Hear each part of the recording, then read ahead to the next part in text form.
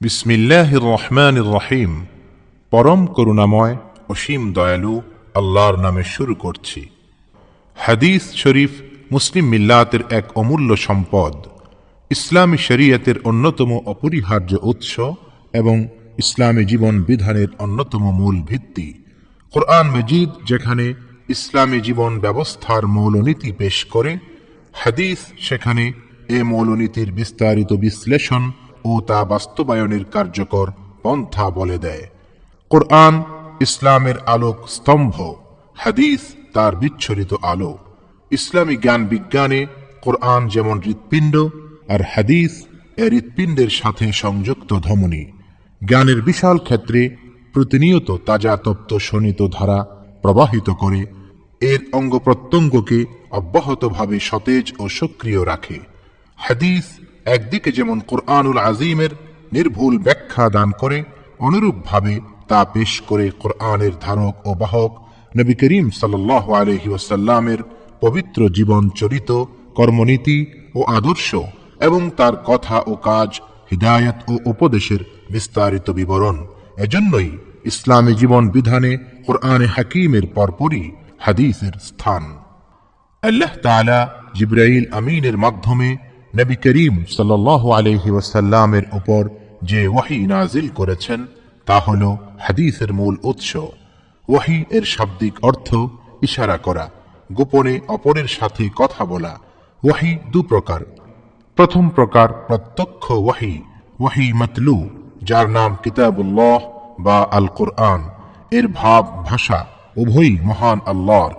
রাসূলুল্লাহ সাল্লাল্লাহু আলাইহি ওয়াসাল্লাম তা হুবহু প্রকাশ করেছেন।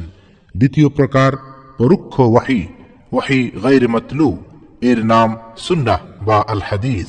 এর ভাব আল্লাহর, তবে রাসূল করিম সাল্লাল্লাহু আলাইহি ওয়াসাল্লাম তা নিজের ভাষায়, নিজের কথায় এবং নিজের কাজ ও সম্মতির মাধ্যমে প্রকাশ করেছেন। প্রথম প্রকারের ওহী রাসূলুল্লাহ সাল্লাল্লাহু আলাইহি ওয়াসাল্লামের উপর সরাসরি নাজিল হতো এবং তার কাছে উপস্থিত লোকজন তা উপলব্ধি করতে পারত। কিন্তু দ্বিতীয় প্রকারের ওহী তার উপর প্রচ্ছন্নভাবে নাজিল হতো এবং অন্যরা তা উপলব্ধি করতে পারত না। আখিরি নবী ও রাসূল হযরত মুহাম্মদ সাল্লাল্লাহু আলাইহি ওয়াসাল্লাম কোরআনের ধারক ও বাহক। কোরআন তার উপরই নাজিল হয়। আল্লাহ তাআলা তার কিতাবে মানব জাতিকে একটি আদর্শ অনুসরণের ও অনেক বিধিবিধান পালনের নির্দেশ দিয়েছেন, কিন্তু তার বিস্তারিত বিবরণ দান করেননি।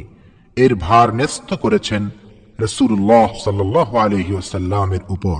তিনি নিজের কথা, কাজ ও আচার আচরণের মাধ্যমে কোরআনের আদর্শ ও বিধান বাস্তবায়নের পন্থা ও নিয়ম কানুন বলে দিয়েছেন।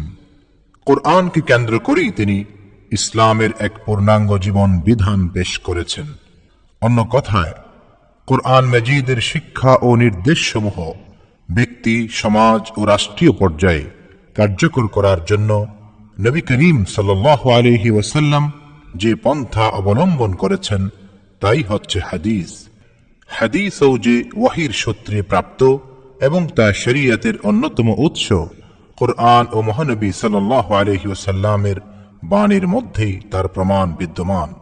মহান আল্লাহ রাব্বুল আলামিন তার প্রিয় নবী সাল্লাল্লাহু আলাইহি ওয়াসাল্লাম সম্পর্কে বলেন, তোমাদের সঙ্গী পথ ভ্রষ্ট হননি এবং বিপথগামীও হননি, এবং তিনি প্রবৃত্তির তাড়নায় কথা বলেন না। কোরআন ওহী যা তার প্রতি প্রত্যাদেশ হয়। সূরাতুন নজম আয়াত 2-4। অন্য আয়াতে আল্লাহ রাব্বুল আলামিন বলেন, তিনি যদি আমার নামে কিছু রচনা চালাতে চেষ্টা করতেন, আমি অবশ্যই তার ডান হাত ধরে ফেলতাম এবং কেটে দিতাম তার জীবন ধমনী। সূরাতুল হাক্কাহ আয়াত 44-46। রাসূলুল্লাহ সাল্লাল্লাহু আলাইহি ওয়াসাল্লাম বলেন, রূহুল কুদুস অর্থাৎ জিবরাইল আমার মানসপটে একথা ফুঁকে দিলেন, নির্ধারিত পরিমাণ রিজিক পূর্ণমাত্রায় গ্রহণ না করা পর্যন্ত এবং নির্দিষ্ট আয়ুষ্কাল শেষ হওয়ার পূর্বে কোনো প্রাণীর মৃত্যু হয় না। বাইহাকি শরহুস সুন্নাহ। আমার নিকট জিবরাইল এলেন এবং আমার সাহাবীগণকে উচ্চ স্বরে তাকবীর ও তাহলিল বলতে আদেশ করার জন্য আমাকে নির্দেশ দিলেন। নাইলুল আওতার ৫ম খণ্ড। জেনে রাখো, আমাকে কোরআন দেওয়া হয়েছে এবং তার সাথে দেওয়া হয়েছে এর অনুরূপ আরও একটি জিনিস। আবু দাউদ ইবনে মাজাহ। রাসূলুল্লাহ সাল্লাল্লাহু আলাইহি ওয়াসাল্লামের আনুগত্য করার জন্য আল্লাহ রাব্বুল আলামিন আমাদেরকে কোরআনুল কারীমে নির্দেশ দিয়েছেন। বলেছেন, রাসূল তোমাদের যা দেন তা তোমরা গ্রহণ করো এবং যা তোমাদের নিষেধ করেন তা থেকে বিরত থাকো। সূরাতুল হাশর আয়াত ৭।